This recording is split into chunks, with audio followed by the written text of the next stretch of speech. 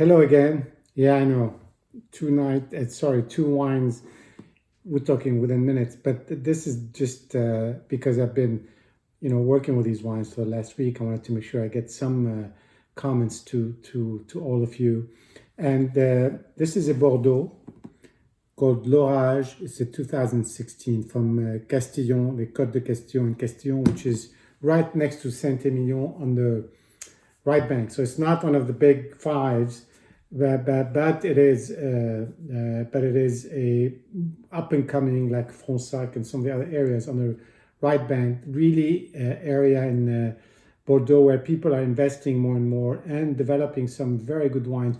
Some of these people are from big chateaus in Bordeaux, like this Midjaville family, Louis and Caroline, I think, or Carole.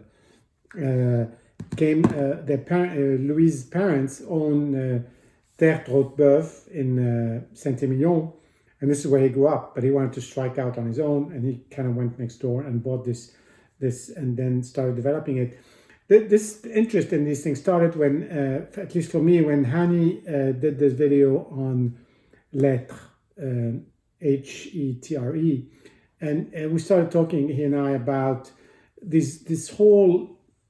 There's a bunch of these kinds of smaller domain where basically the owners, they have some other big, like the owners of Lettres own Le Pin.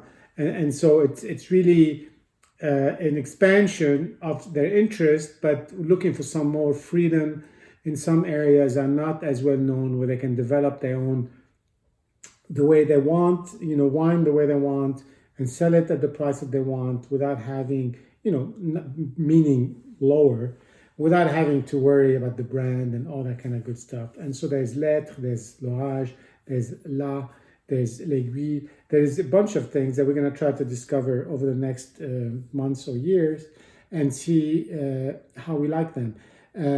So this is a 2016, being from the Castillon and the right bank, it's primarily Merlot. I think depending on the vintage is up to 90%. And then the rest is Cabernet Franc. Ideally, this is something you would keep for a little longer because of how deep and rich 2016 was. But, I wanted to just give it a shot, have more, and then we'll see how that develops over time. Anyway, if you look at the color, this is really more of a Bordeaux color. So it's really dark red. There's no hint of brown or orange, maybe a little bit of purple around the rims. It's 14.5%, so it's going to be more alcoholic. And it is just, again, what you expect on the color scheme. On the nose, it's interesting because here we're back to the Merlot nose, at least for me, which is very spicy. Spicy, not pepper like a Syrah spice, more just kind of an exotic blend of spices that come together in Merlot, at least for me, on top of the fruit and a little bit of woodiness. I mean, I don't know if that's the oak or maybe because it's young and it hasn't resolved yet. I think these wines do need some time. Some people think that they need some time to resolve the oak in them. So maybe that will develop over time too, but I do get that on the nose. But it's just very appealing. Very rich, it's got a little bit of opulence, and again, that does come, I think, with the Merlot. And the Cabernet Franc always has this fruitiness. It's really incredible.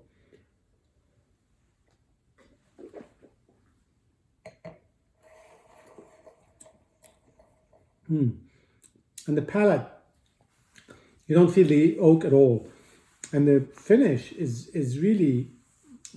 there. I mean, it just goes on.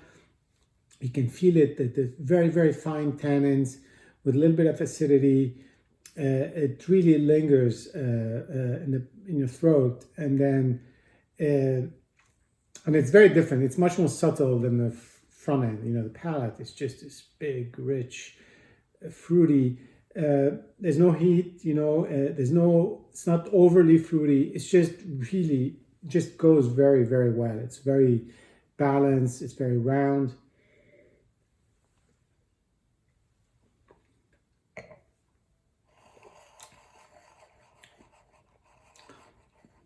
Very nice. The cherry, comes through. It's primarily cherry again, but it's different kind of cherry, deeper than the Tuscan. It's sort of deeper, redder, and more alcoholic. It's like a cherry liqueur almost with, and it's not too sweet. So it's not like it doesn't have the jamminess. Whatever. It's just really a great. It's just a great spot overall. Anyway, I'm gonna try to look for some more of these properties, and then we'll maybe taste them together.